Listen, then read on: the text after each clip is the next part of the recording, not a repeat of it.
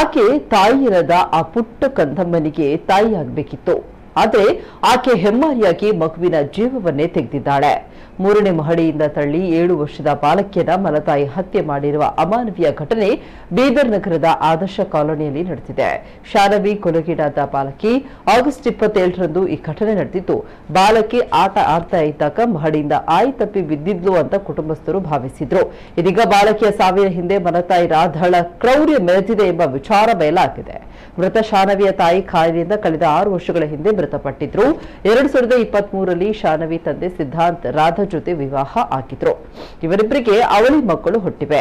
ಯಾವಾಗ ತನಗೆ ಮಗು ಹುಟ್ಟಿತೋ ಆಗ ಸಿದ್ಧಾಂತನ ಮೊದಲ ಮಗಳು ರಾಧಾಗೆ ಹೊರೆಯಾದ್ಲು. ಆಸ್ತಿಯ ಯೋಚನೆ ಬಂತು. ಹೀಗಾಗಿ ಆಟವಾಡಿಸುವ ನೆಪದಲ್ಲಿ ಶಾನವಿಯನ್ನ 3ನೇ ಮಹಡಿಗೆ ಕರೆದಿದ್ದು ತಳ್ಳಿದ್ದಾಳೆ. ಮಗಳು ಆಯತಪ್ಪಿ ಬಿದ್ದಲೆಂದುಕೊಂಡ ತಂದೆ ಸಿದ್ಧಾಂತ್ ಆಕಸ್ಮಿಕ ಸಾವು ಎಂಬುದಾಗಿ ಪೊಲೀಸರಿಗೆ ದೂರನ್ನ ನೀಡಿದ್ರು.